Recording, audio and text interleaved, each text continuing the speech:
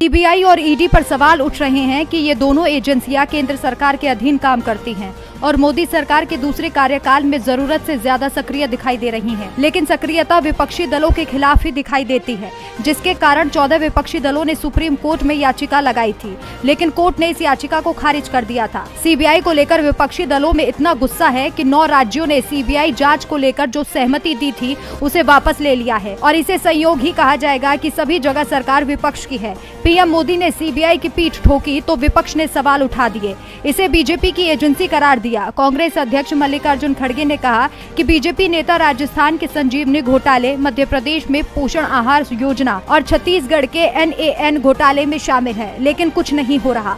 विपक्ष के 95% नेताओं के पीछे केंद्र सरकार ने सीबीआई लगा रखी है। विपक्ष के नेताओं को फंसाया जा रहा है और जहां बीजेपी के नेता फंसे हैं उन्हें वहां क्लीन चिट दी जा रही है। राज्यसभा सदस्य कपिल सिब्बल ने मोदी सरकार के आंकड़ों को ही सामने रख दिया।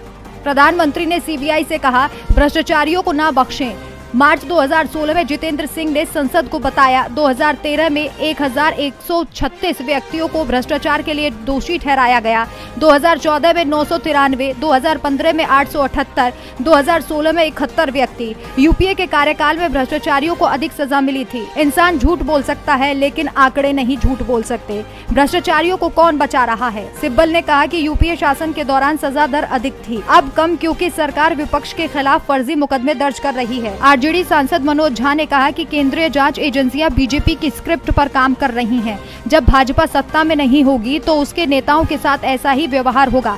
जांच एजेंसियां आरजेडी चीफ लालू यादव का कुछ नहीं बिगाड़ सकती, इससे वो पीछे हटने वाले नहीं हैं। राजनीतिक लड़ाई राजनीतिक तरीके से लड़ी जानी चाहिए। उन्हें सीबीआई और ईडी का खेल बंद करना। कर्नाटक विधानसभा चुनाव का ऐलान हो चुका है। 10 मई को मतदान है। बीजेपी के सामने अपनी सत्ता बचाने की चुनौती है।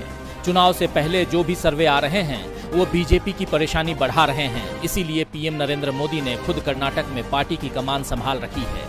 दावा किया जा रहा है कि चुनाव के दौरान पीएम नरेंद्र मोदी की 25 से 30 सभाएं हो सकती हैं। आज एक बार फिर पीएम कर्नाटक पहुंचे और बांदीपुर में टाइगर रिजर्व में उन्होंने फोटो खिंचवाई। देश में टाइगरों की बढ़ती संख्या को अपनी सरकार की उपलब्धि बताया, लेकिन कांग्रेस ने पीएम के दौरे पर सवाल उठा दिए। पूर्व सीएम सिद्धारमैया तो पहले से ही आचार संहिता के बीच पीएम नरेंद्र मोदी के टाइगर रिजर्व में जाने को लेकर सवाल कर रहे थे और अब पार्टी के महासचिव जयराम रमेश और कर्नाटक कांग्रेस ने ट्वीट कर पीएम के दौरे पर चुटकी ली है। कर्नाटक कांग्रेस ने इंदिरा गांधी की एक तस्वीर शेयर की जिसमें वो गोद में टाइगर का शावक को पकड़े हुए नजर आ रही थी। इस फोटो पर कांग्रेस ने कैप्शन दिया, कांग्रेस ने 70 साल में क्या किया। ये कांग्रेस सरकार थी जिसने 1973 में बांदीपुर बाघ संरक्षण परियोजना लागू की थी, जहां आज आप सफारी का आनंद ले रहे हैं। ये उसी का परिणाम है कि आज बाघों की संख्या में काफी इजाफा हुआ है। इसके अलावा कांग्रेस ने तंज कसते हुए लिखा, पीएम मोदी से खास अपील है कि बांदीपुर को अडानी को मत बेचिए। वहीं कांग्रेस नेता जयराम रमेश ने भी ट्वीट किया, पीएम बांदीपुर में 50 साल पहले लॉन्च हुए प्रोजेक्ट टाइगर का पूरा क्रेडिट लेंगे। वो खूब तमाशा करेंगे जबकि पर्यावरण, जंगल, वन्य जीव एवं वन क्षेत्रों में रहने वाले आदिवासियों की रक्षा के लिए बनाए गए सभी कानून ध्वस्त किए जा रहे हैं। वो भले ही सुर्खियां बटोर लें, लेकिन हकीकत बिल्कुल उलट है। तो कांग्रेस ने इस मुद्दे पर बीजेपी को पूरी तरह से घेर लिया है।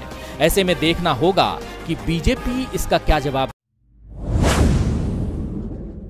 केरल में बीजेपी नेता मुरलीधरन ने लैटिन कैथोलिक आर्क डायोसीज मुख्यालय का दौरा किया। पार्टी के ही नेता कृष्णदास ने थालासेरी बिशप हाउस में थालासेरी आर्क बिशप मार जोसेफ पामप्लानी का दौरा किया। बीजेपी के तमाम नेता ईसाई धर्म गुरुओं से मिल रहे हैं। दावा कर रहे हैं कि लोकसभा चुनाव में केरल का ईसाई समुदाय हमारे साथ आएगा।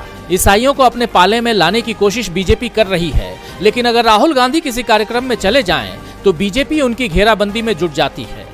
कांग्रेस को ईसाई समर्थक बताना शुरू कर दिया जाता है। ऐसी ही एक कोशिश बीजेपी आईटी सेल ने की है, लेकिन इस बार भी ये कोशिश उल्टी पड़ गई।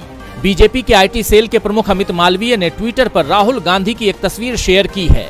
दावा किया गया कि राहुल गांधी 7 अप्रैल को इतालवी सांस्कृतिक केंद्र में गए थे। मालवीय ने सवाल किया कि ये तपस्वी होने की उनकी सावधानी से तैयार की गई छवि को धूमिल कर रही है, लेकिन कांग्रेस की ओर से इसका जवाब भी तुरंत आ गया। कांग्रेस प्रवक्ता सुप्रिया श्रीनेत ने कहा, अरे फेक न्यूज पैडलर, इतालवी केंद्र में बहुत अच्छा खाना है। अपने उदास जीवन से छुट्टी लें और किसी दिन वहां खाना खाएं। कुछ ऐसे काम करने की कोशिश करें जो सामान्य लोग करते हैं आप हारे हुए हैं। तो कांग्रेस के तीखे सवालों से बीजेपी बैकफुट पर दिखाई दे रही है। आगामी चुनावों को देखते हुए पार्टियां आरोप प्रत्यारोप कर रही हैं। कांग्रेस अपना परचम एक बार फिर से लहराने के लिए सरकार को अपने सवालों के